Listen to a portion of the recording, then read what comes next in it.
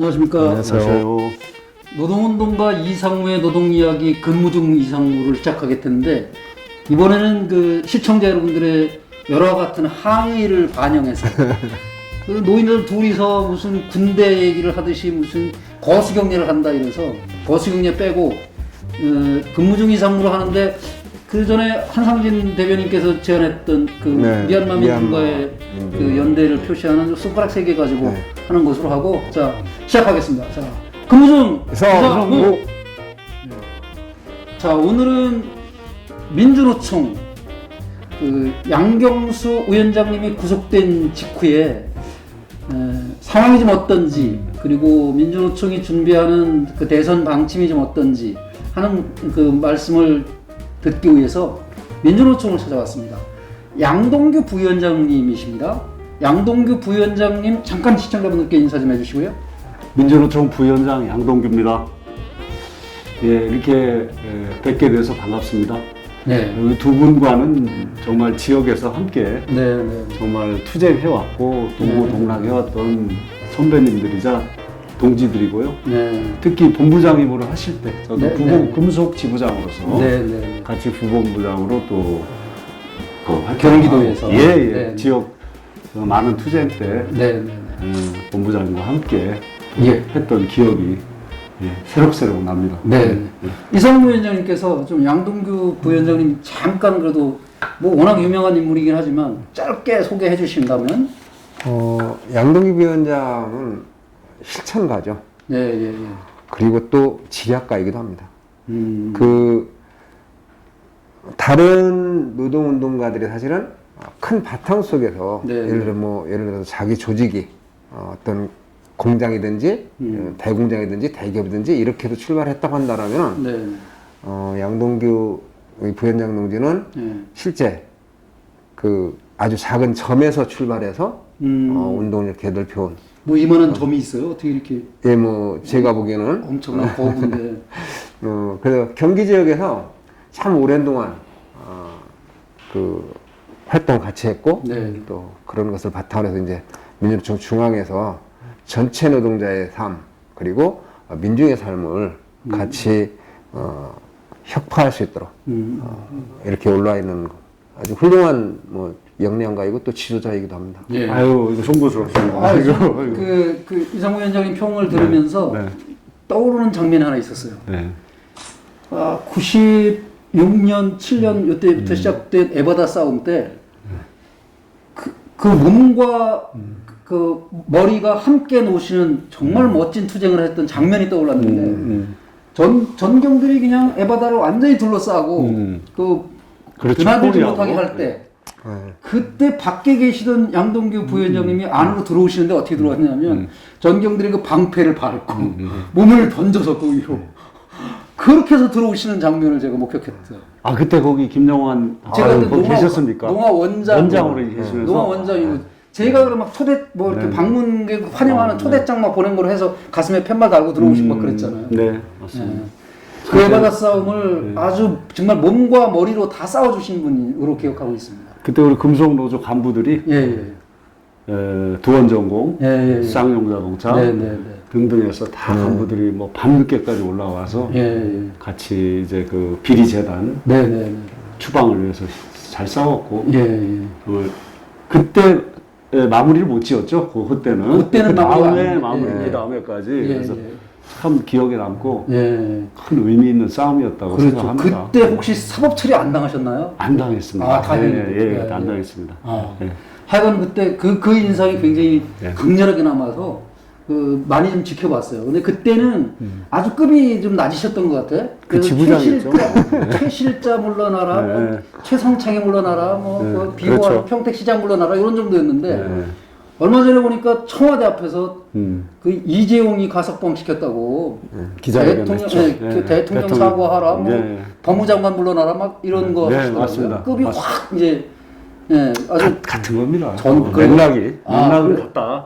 최실자를 쫓아내는 투쟁이나 이재용을 우리가 정말 단죄하는 투쟁이나 사실은 본질은 같다. 이렇게 생각해요. 하긴 사자는 토끼 한 마리 잡을 때도 최선을 다하는 거니까. 예. 그렇고 이제 오늘 이상훈 위원장님, 그 오늘 핵심 주제가 이제 민주노총의 대선 그렇죠? 방침? 네, 대선 방침인데 이제 사실은 그 문재인 정부가 이제 집권 4년 말 이제 그 다 돼갔는데 처음에 내셨던 노동 존중이라고 하는 그 키워드가 완전히 실종이 됐고 완전히 실종됐고 그 행동은 그와 정반대로 해서 얼마 전에는 사실 이 자리에 있어야 될 양경수 위원장이 지금 현장을 누비고 12공 총파업을 조직하고 해야 될 그 위원장이 여기에 갇혀 있다가 심지어는 경찰에 침탈을 해서 지금 구속되는 상태. 그러게요. 이 상황에 대해서 우선은 이제 그 부위원장님한테 얘기를 좀 듣고 그리고 노동자의 정치 세력화. 이게 사실은 정치가 바뀌지 않고서 이게 계속 그 뭐 정권 바뀐다고 그래서 그 그놈인데 그래서 그런 거에 대한 잠깐 짧게 지금 상황을 좀 말씀해 주시고 대선 방침에 대해서 좀 얘기를 좀 듣고자 해서 왔습니다. 네. 지금 양경수 위원장님 그 상황부터 일단 말씀해 주시죠. 지난 2일 날 새벽 5시부터 정말 40개 중대의 경찰 병력을 투입해서 우리 양경수 위원장을 결국은 그 영장 집행을 했습니다. 구속해 왔습니다. 죄목은 크게 감염병 위반, 집시법, 일반 도로교통 방해 세 가지입니다. 그렇게 해서 지금 연행을 했는데 본질은 7월 3일 전국 노동자 대회를 종로 3가에서 저희들이 한 5, 6천 명 정도가 모여서 진행을 했었던 겁니다. 매우 평화적으로 집회가 이루어졌고 그랬었죠. 또 뭐 타인에게 뭐 폭행을 했다거나 이런 일이 전혀 없었어요. 특히 코로나 상황에서 감염병 방역에 도움이 안 된다 이런 비판이 있었습니다만은 모두 마스크를 썼고 또 얼굴 가리개를 하고 거리 두기를 하면서 단 한 명도 감염병 전파가 되지 않았습니다. 단 한 번의 집회로 단 한 명도 감염병 확진자가 없는데 구속당한 거죠. 여기서 조금만 더 부연드리면 이 배경은 특히 코로나19 방역입니다. 감염병 예방법 49조 2항에 보면은 행정당국은 언제든지 이 방역을 위해서 집합을 금지를 명령할 수가 있게 되어 있어요. 그것을 적용한 거죠. 이 법이 너무 어떠한 제한이나 어떤 양태를 규정 따라서 하지도 않고 조건과 이런 것 없이 무제한적인 권한을 주었다는 거죠. 위헌적 소지가 매우 큽니다. 그래서 위헌 가능성이 매우 큽니다. 실제로. 왜냐하면 계엄령도 국가 변란 상황에서도 국회는 계엄을 해제하라고 명령을 할 수가 있어요. 의결할 수가 있습니다. 그렇죠. 다른 기관이 감시하고 이렇게 제어할 수 있도록 기능이 돼야 되는데 이건 아무런 기능이 없어요. 예를 들자면 야, 이 감염병 예방법에 의한 행정명령이 좀 과도하다 하면은 국회가 그걸 좀 야, 이거는 재검토해라. 이럴 수 있는 상호 견제 기능이 있어야 합니다. 이 행정 권한은. 근데 이런 것 없어요. 그래서 결국은 이번 그 양경수 위원장에 대한 7.3 노동자 대회를 이유로 한 어떤 구속은 상당히 다분히 정치적이고 자신의 방역 실패와 어떤 정치 실패, 민중들의 삶, 또 노동자들의 저항, 이거를 억누르는 의도가 매우 크다. 그래서 매우 부당하다. 전 세계 노동단체가 지금 항의 성명을 냈고 즉각 석방을 요구하고 있고요. 지금 UN 기구에도 저희들이 이 상황을 알릴 예정입니다. 그래서 제가 보기에는 이 탄압으로 우리 민주노총이 위축되거나 이런 것은 없습니다. 우리는 그러한 투쟁 속에서 탄압 속에서 성장해 왔기 때문에 우리 두 분이 잘 아시다시피 재미있는 것은 문재인 정부가 촛불 정권인데 문재인 정부와의 민주노총 위원장이 두 사람입니다. 김명환 위원장과 우리 양경수 위원장입니다. 두 사람을 다 구속시켰다는 사실입니다. 참 이거 아이러니하고 기가 막힌 일이죠. 촛불 정부가 민주노총 노동운동가들 둘을 구속시켰습니다. 빨리 석방해야 된다고 봅니다. 민주노총이 실제로 그 촛불을 다 주도한 건데 사실. 맞습니다. 그래요. 그렇게 구속되어 있는 지금 양경수 위원장님 누구 계속 뭐 이렇게 면회는 되는 거죠? 뭐 상황은 좀 어떠신가요? 네, 그날 당일날 이제 연행 되시면서도 네. 의연하게 네. 총파업을 반드시 잘 만들어 달라 네, 이렇게 네. 한마디 남기셨고 네. 지금 종로경찰서 유치장에 유치장에 구금되어 있는데 네. 단식 투쟁에 돌입했습니다. 네. 거의 물도 마시지 않는 정도로 아, 지금 네, 네. 그리고 밖에서는 매일 저녁 촛불 문화제를 통해서 네, 네. 이 양경수 위원장 구속의 부당성을 알리고 네. 시민들에게 호소하고 지지를 요청하고 네. 지금 항의 행동을 하고 있고 네. 또 부위원장들은 지금 청와대 앞에서 또 하루씩 동조 단식 네, 네. 오늘도 이제 진행 중에 있습니다. 네, 그 이러한 실제 노동에 대한 탄압이 우리나라 유사일에 한 번도 없던 때가 없었다. 뭐 착한 정권, 나쁜 정권이 없다. 네. 그래서 실제 아주 오래전에 민주노총의 노동자들이 각성을 해서 그래 노동자의 정치 세력화 우리가 집권해야 된다. 네. 그런 목표를 가지고 노동자 정치 세력화라고 하는 것을 해오다가 사실은 이제 그것이 중간 지점에 어쨌든 좌절됐다고 할까? 뭐 이런 상황입니다. 그런데 지금 이 시점에서 보니까 7월 13일 날 그 민주노총에서 네. 민주노총 대선 방침 수립을 위한 이제 토론회를 한 바가 있어요. 네. 거기에 이제 지금 양동기 부위원장님도 토론자도 나왔고 네. 그 발제문을 보니까 과거에 그 민주노총이 추진했던 그런 그 대선 방침 뭐 이후에는 뭐 정치 방침이 되겠지만 지금 현재는 대선 방침이 민중경선을 통한 후보 단일화 이런 얘기가 있어서 좀 그에 대한 네. 말씀 좀 듣고 이것이 전체 민주노총 조합원한테 또 노동자들한테 이게 전파될 수 있도록 역할 좀 했으면 합니다. 네. 네. 두 분은 오랫동안 또 정치도 하시고 지역 투쟁하셔서 잘 알고 계시지만 참 지금 대선판이 어처구니가 없지 않습니까? 네. 그래서 그날 토론회에서 이 대선판에 둘러싼 정세를 좀 진단하면서 저 조상수 공공운수위원장, 김용화 금속노조 수석, 강호원 그 서울 지하철 수석, 이제 서울본부 정치위원장입니다. 그래서 그날 토론을 좀 전개했고요. 대다수의 동지들이 조금 결은 다르지만 우리 민주노총을 중심으로 진보 정당들이 단결해가지고 이 수구적 퇴행하는 대선판을 일침을 가하고 흔들어야 된다. 이런 데에 공감했습니다. 거기에서 저나 조상수 위원장 등은 그렇게 하려면 어떤 뛰어난 지도자가 있어서 뭐 좀 비전을 제시하는 것도 필요하겠지만은 우리 민주노총 110만에 좀 의지를 모아내는 그리고 또 그런 화두를 던지는 과정이 필요하다. 그것이 바로 민중 경선제다. 그냥 몇 사람이 모여서 아니 나 이상무 위원장을 대통령 후보로 추대할게요. 이건 안 되지 않습니까? 대중한테 물어야 되지 않습니까? 그래서 110만 민주노총 또 그 외에 비정규 노동자들에게 자 우리 같이 한번 어떤 비전이 필요한지를 논쟁하자.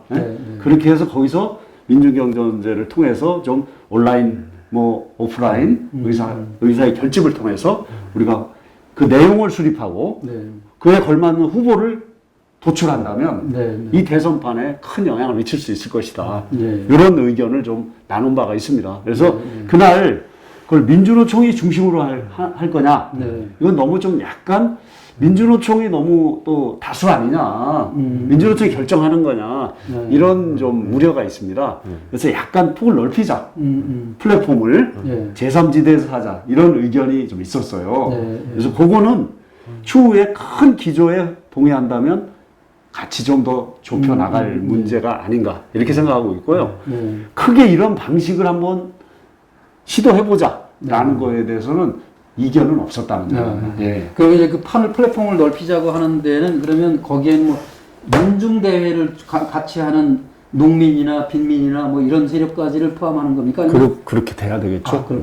노동자뿐만 아니라 지금 코로나 시기에 정말 고통받는 민중들이 함께하고 이제 예를 들면 이런 것이 있죠. 각각의 당원들 있지 않습니까? 네. 진보당 당원, 정의당 당원, 뭐 노동당 당원, 변혁당 당원. 네. 이분들도 참여를 해야 되겠죠. 네. 노동자가 아니더라면 네. 그냥 우리끼리만 또 결정하면 약간 좀 그것은 좀 협소하지 않느냐는 네. 그런 저 지적이 가능합니다. 네. 같이 할 수 있다고 봅니다. 그 방법을 잘 찾아야죠. 그거는 그런 거는 어떤 기술적으로 또 제도를 잘 좀 살펴서요. 네. 네. 다만 민주노총 110만의 이 어떤 의지는 큰 거잖아요. 지금 각 정당은 5만, 뭐 2만, 만 이 정도밖에 안 되거든요. 네. 그렇게 이걸 결합시키자는 거죠. 네.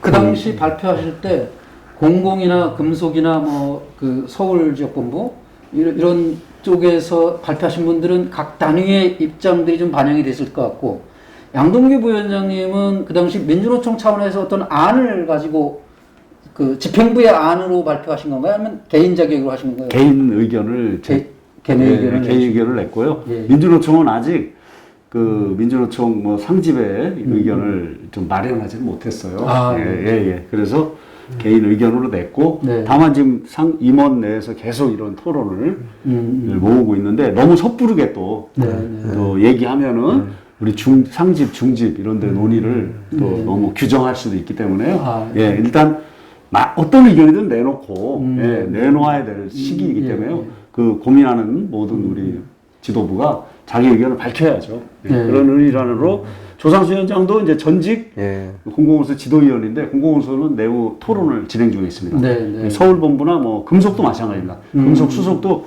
개인 의견을 냈습니다. 현재는. 그래서 이제 지난 시기를 이렇게 돌이켜보고 또 반성하는 차원에서 말씀드리면은 민주노총이 정치 방침이나 이런 것을 결정하지 못하고 있으니까 선거 때만 되면은 이런 얘기들이 잠깐 장 섰다가 장 파하면 없어지듯이 이게 계속 그 반복돼 왔거든요. 이런 것들이 결국은 조직되어 있는 민주노총 조합원들이 정치 지향점을 잃어버리고 이리저리 휩쓸려 다니는 거예요. 또 그 역할을 한 사람들이 민주노총의 전직 위원장으로 이름을 갖고 있는 사람들, 또 전직 뭐 간부였다고 하는 사람들, 이들이 노동자 정치과 진보 정치를 얘기하다가 어느 날 갑자기 다른 데로 이제 옮겨가고 하는 것들은 혼자만 가는, 슬그머니 가면 뭐 안 받아주니까 뭐 대단한 게 있는 것처럼 이렇게 이름 걸고 또 뭐 기자회견도 하고 이러고도 가고도 했잖아요. 이것이 계속 반복되었다. 그 민주노총의 정치 방침이 실종됐기 때문에. 그런데 이번에 저는 이렇게 그 개별 의견이라 하더라도 이런 얘기들이 이렇게 공론화되고 한다는 것은 이게 절체절명의 위기에 와 있고, 또 하나는 이게 기회로 반전될 수 있는 거 아니겠는가. 그런 차원에서 지금 막 토론되고 있는 것을 저는 상당히 기쁘게 생각합니다. 그래서 여기까지 왔고요. 앞으로도 또 다른 분들하고도 이런 의견이 있으면 이제 계속 나눴으면 좋겠고, 지역에서도 좀 이거를 지역 토론을 한번 지역의 우리 뭐 산별노조 대표자들이나 뭐 본부장도 이렇게 해서 한번 좀 다른 의견도 그렇게 해서 좁히는 기회가 됐으면 좋겠어요. 제가 조금만 첨언할게요. 사실 한국 정치는 지금 저는 이렇게 비유하고 싶어요. 무슨 좀비 정치다. 아니 뭐 은퇴했다가 다시 돌아와서 대통령이 된다든지 죽었던 사람이 또 막 나타나고 한 번 했으면 좀 성찰을 하고 해야 되는데 죽었던 세력들 특히 국민의힘 박근혜 국정농단으로 탄핵을 받았습니다. 반성을 해야 되잖아요. 지지율이 이렇게 올라오잖아요. 참 서글픈 현실이고요. 좀비다. 불가사입니다. 되돌이표다. 했던 정당들이 또 두 정당에 서로 주거니 받거니 하고 있고, 그 어떤 정말 한국 사회를 이끌어갈 새로운 세력들이 잘 등장하지 못하는 이런 상황이다. 이걸 좀 이번에 크게 파열구를 내고 한번 흔들었으면 좋겠다. 이번에 코로나19를 겪었습니다. 항공, 공항, 여행, 요식업 우리 노동자들이 해고당했습니다. 대량 해고당했습니다. 이스타항공 폐업했습니다. 공항이 지금 썰렁하잖아요. 이동이 안 되니까. 그 반면에 택배, 공공병원의 간호사들은 과로에 시달리고 있습니다. 네, 네. 택배 노동자들은 쓰러져 죽습니다. 지금 네, 네, 예, 네. 어느 계단에서 쓰러져 죽습니다. 예. 간호사들은 지금 손이 다 부르텄습니다. 지금. 네, 네. 사람이 없습니다. 인력이 부족해요. 그래서 보건의료가 이번에 파업을 네. 시도했던 것이죠. 네, 네. 그리고 그 외에도 이것이 코로나가 낳은 어떤 이 불평등, 네, 네. 정말 비극적인 노동 현실이고 네, 네. 어떤 지금 후보도 노동 문제를 말하지 않고 있습니다. 지금 재미있는 것은 노동 없는 대선입니다. 지금. 아, 예. 지난 대선은 5인의 대선 후보가 최저임금 1만 원을 네, 예. 1년에 하겠다, 2년에 하겠다, 3년에 하겠다. 네. 다 말했습니다. 네, 네, 네. 없습니다. 노동 없는 대선. 네. 그래서 지금 한국 사회의 중요한 문제 노동, 청년이 일자리가 없지 않습니까? 네. 다 공무원 시험 보느라고 네. 영끌 비투. 네. 여성들이 지금 계속 죽어갑니다. 살해당합니다. 지금 여성들이 보호받지 못합니다. 네. 예, 지금 뉴스에 참혹한 일들이 벌어집니다. 네. 예, 여성들이 지금 계속 공격당하고 배제당하고 있습니다. 네. 노인 심각합니다. 네. 노인 문제, 네. 노인 방치되어 있습니다. 네. 이러한 중요한 문제들에 대해서 대선 후보들이 자신들의 해결책을 내놔야 됩니다. 네. 우리 민중 후보로 도출된 민중 경선으로 도출된 우리 노동자 민중 후보는 네. 그런 비전을 다 제시할 겁니다. 네. 가능하다. 네. 재벌들 금고에 돈이 넘쳐납니다. 비정규직 다 수탈한 겁니다. 네. 네, 지금 현대제철에서 비정규직 노동자들이 통제실에 농성을 하고 있습니다. 지금 제가 네. 엊그저께 갔다 왔는데 아. 1,500명, 2,000명이 텐트를 치고 정몽구, 정의선 불법 파견 즉각 인정하고 정규직화라. 네. 센 불에 빠져 죽고 떨어져 죽고 끼어 죽었는데 네. 비정규직으로 천대받았습니다. 네. 알고 보니까 정규직이었어요. 어. 알고 보니까 그 3,000명이 네. 그 돈이 바로 정의선 음. 정몽구의 재벌의 금고에 있다는 거 아니겠습니까? 네. 현대 재벌은 비정규직 수탈의 그 결과입니다. 네. 이재용 마찬가지죠. 네. 네. 네. 그래서 지금 이러한 어떤 지금 한국 사회의 절박한 지금 상황, 재벌들은 불법을 지금도 계속 저지르고 있어요. 네. 그 불법 파견을 빨리 해소해야 되거든요. 네. 노동부가 불법 파견 시정하라고 명령을 내렸는데 과태료 70억, 80억 내고 버팁니다. 네. 현행법입니다. 현행법. 네. 그러니까 그걸 우리는 바로잡을 책임이 있죠. 예. 민주노총은. 예. 그래서 우리 동지들이 천막을 치고 농성하고 있는 거예요. 네. 이러한 어떤 처참한 노동 현실, 네. 야만적 노동 현실을 이번 대선에서 폭로하고 네. 많은 선진국 G7에 초대받았다는데 네. 노동자들은 여전히 후진국 아닙니까? 네. 요걸 이번 대선판에서 네. 한번 밝히고요. 예. 대안을 제시하는 그러한 대선이 되었으면 좋겠습니다. 네. 네. 아유, 지금 말씀하신 과정에 나왔던 그 민중 경선. 네. 지금 민주노총 조합원이 110만 명이라 아마 110만 민중 경선을 제안하신 것 같은데 네. 그 민중 경선의 핵심 내용이 뭔지 좀 일단 설명해 주시면 좋겠어요. 이제 그거는 네. 다시 말하면 지금 현재 네. 민주당 경선이 시작을 했습니다. 네. 네. 어제 대전 충남에서. 네. 네. 그래서 뭐 뉴스에서 막 보도를 했지 않습니까? 예, 예. 똑같습니다. 거기 보면 뭐 직무급제를 하자는 등, 정규직을 좀 임금을 줄여야 된다는 등, 네, 뭐 예, 이런 얘기들이에요. 거기 주된 얘기, 민주당 안에서도. 예, 예. 누가 노동자 얘기를 했습니까? 네. 없어요. 네. 없습니다. 국민의힘은 더 하죠. 네. 윤석열 씨 120시간 일주일 열심히 일하고 이틀 쉬어라. 5일 24시간 일하는 게 120시간입니다. 그러니까 이분은 평생 노동을 해본 분이 아니에요. 네. 최재형 씨 마찬가지. 최저임금 때문에 청년들이 뭐 일자리를 네. 잃는다. 이런 정말 참 거꾸로 이래서 제가 좀비라고 한 거죠. 네. 이런 분들은 어디 죽었다가 예. 조선시대 살다가 갑자기 살아난 거예요. 네. 그래서 이 민중경선을 통해서 조합원들과 함께 네. 전국을 순회하면서 여기에 출마할 누구라도 좋은 거죠. 네. 각 정당의 후보, 우리 노동자를 대표하는 후보 네. 누구라도 네. 나와서 전국을 같이 조합원들을 만나고요. 노동자를 만나고 농민들도 만나면서 듣고 네. 또 자기 공약을 밝히고 네. 이제는 다수인 노동자들이 한국 사회 정치를 이끌어 가야 된다. 네. 갈 수 있다는 것을 묻고 토론하면서 네. 분위기를 모으고요. 거기서 결국 우리도 12월경에 네. 뭐 1월도 괜찮습니다. 3월이 대선이기 때문에 적어도 1월까지는 네. 우리 후보를 그렇게 110만이 참여하는 네, 네. 이러한 투표 행위를 통해 가지고 네, 네. 도출한다면 네. 대중들에게도 이런 걸 알리고 시민 대중들에게 네, 네. 할 수 있다. 지금은 정의당 후보가 누가 나오는지 뉴스 잠깐 나왔다가 들어가고 네. 진보당 후보 이제 김재현 대표가 후보가 되셨어요. 네. 당 투표로. 네. 근데 잘 모르잖아요. 네. 네. 네. 변혁당, 노동당도 준비하고 있는데 잘 모르고요. 네. 네. 그래서 이 과정을 통해서 네. 민주노총 110만 조합원에게 좀 공약과 비전을 밝히면서 한국 사회의 변화에 대전환의 네. 비전을 밝혀달라. 네. 그러면 나중에 그분들이 또 당원도 늘어나고 좋을 거예요. 저는 네. 그렇게 봅니다. 네. 그 네. 그래서 실제 이제 민주노총의 조합원들이 110만이지만 본인의 후보가 없는 거예요. 그러니까 그 네.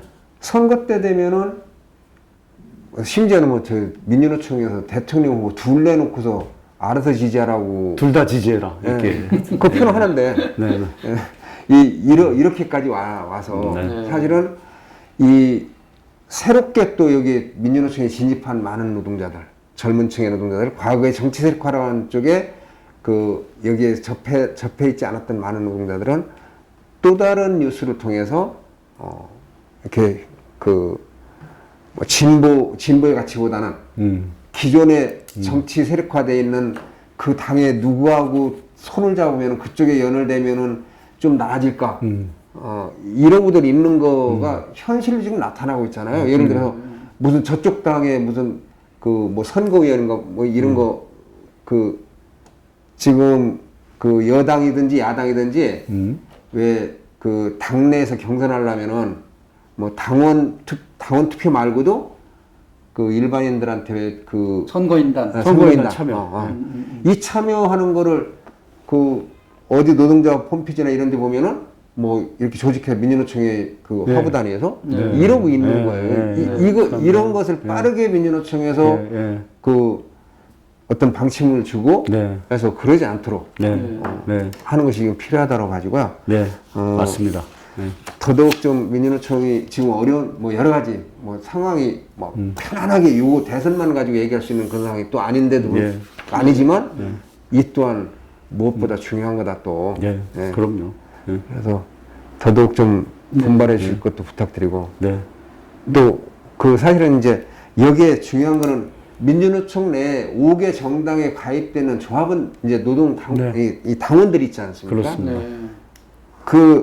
그들의 역할이 그 당원들의 역할이 자기 당에서 민주노총과 함께 할 수 있는 것들을 또 계속 요구가 되고 토론하고. 네. 또 상층에서는 각 당의 대표들 또 뭐 위원장님하고 대선 공동 그 선번 이런 걸 하여튼 뭐 만들어서 목표는 처음에 각 당이 출발한 목표가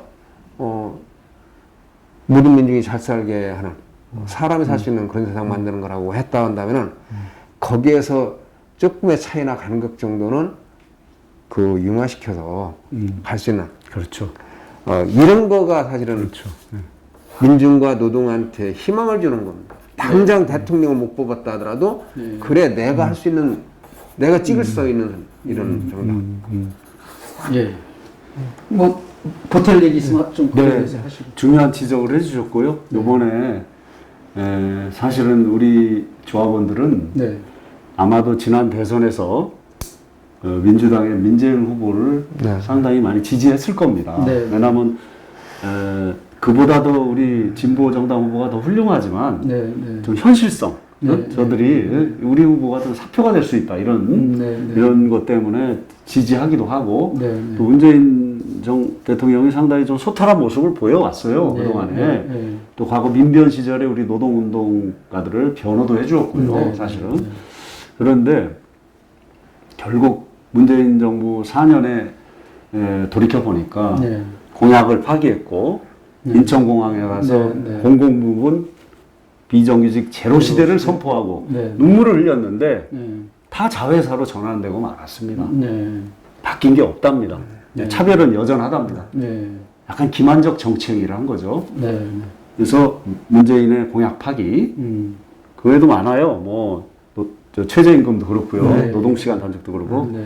그래서 공약 파기, 촛불 배신, 불평등 심화. 네. 이렇게 우리는 결론을 도달했습니다. 사실은. 네. 그러면 또다시 민주당을, 그 국민의힘은 더 수구적이니까 네. 그보다 더 차악을 선택할 것이냐. 네. 아니면 우리의 대안을 갖고 이제 나서야 될 건가. 네. 이 기점에 서 있다. 네. 그런 점에서 지금부터 시작하자는 말씀에 동의하고, 두 번째, 네. 이거는 우리가 12.20 총파업을 힘있게 할 겁니다. 네. 최선을 다해서 할 겁니다. 이런 내용을 말할 겁니다. 네. 네. 이 대선은 아마도 그 총파업과 연계된 2차 총파업적 성격을 띈다. 네. 말이 그 대선이지 우리 얘기를 하는 건 똑같다. 네. 그리고 정말 한국 사회 비전을 놓고 치열하게 예, 그 선거판에서 네. 정치판을 우리가 흔들겠다는 거죠. 저들을 공격하고 네. 그거는 파업만큼의 또 위력을 가질 수도 있다. 네. 이렇게 좀 생각을 해보면서 네. 이 선거를 아유 정치가들이 뭐 정당들이 알아서 하는 것 네. 이렇게 보지 마시고 우리 시청자 여러분은 함께 네. 우리 근무중 이상무 네. 이 방송을 항상 애청하시면서 같이 좀 힘을 모아가는 이렇게 좀 기점을 삼았으면 좋겠습니다. 네. 그 민중 경선으로 가는 과정에 네. 총파업이 있는 거잖아요. 그렇습니다. 이제 이 총파업에 네, 네. 대해서는 일반 국민들에게 호소력 있게 좀 말씀해 주시면 좋겠어요. 왜냐하면 네. 파업 그러면 무조건 불법인 줄 알고 예, 네, 예. 그런 사람들이 많이 있잖아요. 예, 그러니까 그렇습니다. 그런 분들에게 약간 민주노총이 생각하는 파업이 왜 도대체 이 시기에 파업을 하지 않으면 안 될 정도로 그러니까 예를 들면 자영업자들이 몰락해가고 있다는 얘기는 많이 들었는데 실제로 그 자영업자들 많이 몰락했죠. 실제로 많이 몰락했는데 근근히 몰락은 하지 않고 자영업자가 버티고 있는 곳에서도 거기서 일하고 있던 노동자들은 많이 잘렸잖아요.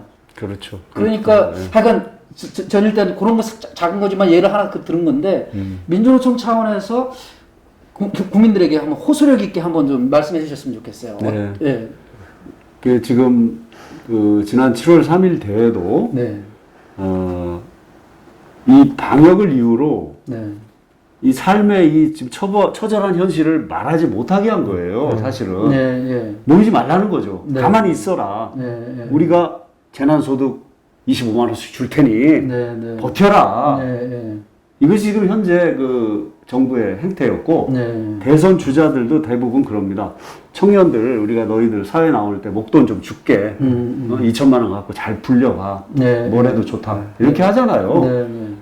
구조를 바꾸고 좋은 일자리를 만들고 네. 공공성을 강화하고 이런 대안을 제시하지 않고 있어요. 네. 그래서 이번 총파업도 네. 지금 아까 제가 예로 든 현대제철의 그 불법 파견 노동자들 네. 네. 알고 보니까 정말 지난 10년간 네. 비정규직 노동자들이 노조 활동을 해왔거든요. 네. 억울하게 정말 차별받은 거죠. 네. 알고 보니까 정규직이었다는 거예요. 네. 예, 불법 파견이었기 때문에 정규직과 같은 대우를 받았어야 됐어요. 네. 국민건강보험공단의 또 우리 노동자들 정말 그 고객지원센터의 그 노동자들이 네. 가장 어떤 우리 시민과 접하는 네. 중요한 창구예요. 네. 이런 분들이 좀 정규직화를 요구하고 있는데 네. 한사코 이거를 눈치를 보면서 문재인 정부가 결단을 우리는 못 내리고 있고 네. 네. 우리 보건의료 노동자들, 네. 또 택배 노동자들 이런 좀 전국의 노동 현장에 네. 이런 지금 코로나 시대가 낳은 피해와 네. 고통을 좀 말할 수 있게 하고 이런 대화를 가지고 국무총리든 대통령과 우리 민주노총의 지도부가 만나서 대화하고 네. 네. 토론하고 우선순위를 따지고 할 수 있지 않습니까? 예. 예. 거부하는 겁니다. 네, 그래서 바로 우리는 이번 10월 20일 총파업을 예. 이런 처참한 노동 현실을 예. 바로 이 정부가 들어라. 그리고 같이 만나서 대화하자. 라는 어떤 절규다. 네. 이렇게 좀 말씀드리고 좀 많이 그 파업의 요구, 네. 또 취지 이런 거를 좀 관심을 가져주시고 언제든지 또 문의해 주시면 네. 저희들이 좀 함께 하겠습니다. 그리고 많은 총파업에 대한 관심과 지지 다시 한번 요청드리겠습니다. 예. 그 말씀 들어보면서 그 옛날 파업 양상과 약간 다르게 느껴지는 게 옛날에는 현대자동차, 뭐 기아자동차, 뭐 쌍용자동차 같은 큰 대형 공장들의 정규직들이 중심이 되었던 파업이 아니었나 싶고 그분들이 아니면 남들은 정말 중소업체에서는 파업하기도 힘들고 비정규직은 뭐 파업은커녕 노동조합 가입조차 힘들고 하던 시절에서 지금은 아주 비정규직들 중심으로 파업이 전국적인 파업이 핵심으로 가는 게 아닌가 하는 느낌을 받았는데 방향이 그 정도로 전환이 된 거 맞습니까? 일리 있는 지적이시고요. 네. 그렇게 비정규직 동지들이 더 절박하기 때문에 네. 파업에 더 솔선수범하는 그 측면이 있고요. 최근 들어서. 그래서 지금 그럼에도 불구하고 그 정규직 노동자들도 같이 함께 할 수 있도록 지금 그걸 만드는 게 저희들의 몫이죠. 지도부에 현장을 순회하고 있고 우리 임원들이 전국을 순회하고 있습니다. 뭐 현대자동차, 기아자동차, 한국GM 이런 큰 자동차 회사들이 같이 함께 해줘야 되겠죠. 그래서 그걸 좀 설득하고 있고 그리고 뭐 운동은 또 이렇게 약간 그 나선현적으로 발전을 합니다. 그래서 지금 비정규직 동지들이 그동안 억눌려 있다가 지금 분출을 한다면 아마 다시 한번 또 정규직 동지들도 또 힘을 모으게 되지 않을까 싶고요. 그래서 저희들이 이제 110만입니다만은 이제 2천만 노동자를 좀 대표를 하려면은 저는 200만, 한 400만 이렇게 좀 조직 확대를 통해 가지고 더 좀 힘을 키우고 한다면은 훨씬 더 이렇게 투쟁의 양상이라든지 이런 것도 좀 달라질 수 있지 않나. 지금은 너무 절박하니까 하루라도 일손을 놓자는 거죠. 하루라도 일손을 놓고 우리 얘기를 하고 정부와 대화의 장을 좀 만들고자 하는 그런 열망으로 총파업을 준비하고 있습니다. 네. 요 한 꼭지만 가지고 못 다 들을 것 같아요. 양동규 부위원장님 하고 싶은 말씀도 많을 거고 현안도 많은데 일단 대선 방침과 관련해서 더 하고 싶은 말씀은 다음번 기회로 늘어서 시간이 좀 꽤 갔으니까 그래서 정리하는 것으로 하겠습니다. 자, 이상무 위원장님 마무리하시고 오늘은 그 민주노총 중앙에 올라왔습니다. 노동 존중을 얘기하면서 민주노총의 위원장 그리고 7월 3일 대회가 73대회가 실제 코로나19로 해서 2년 가까이 많은 사람들이 어려움을 겪고 있을 그때 가장 극심한 어려움을 겪은 것은 노동자들이었습니다. 그리고 거기에 비정규직 노동자들 그리고 힘없는 노동자들이었습니다. 그 얘기를 하기 위해서 73 노동자 결의대회를 했는데 그 결의대한 그 위원장을 지금 잡아갔습니다. 민주노총은 그렇게 얘기하고 있습니다. 10월 20일 총파업이 예정돼 있지만 정부가 나서서 이러한 문제에 대해서 대화를 한다라면은 그 파업을 유발할 수 있다. 그렇게 사전제로 얘기해서 제안을 했음에도 불구하고 사실은 정부에서는 거기에 화답하지 않고 공권력을 보내서 위원장을 잡아 가뒀습니다. 이래서는 전체 민중이 함께 살 수가 없습니다.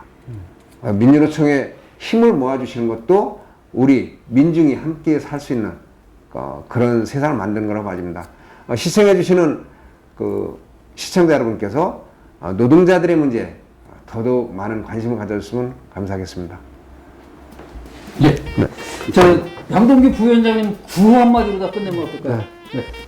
저희들 선창하시면.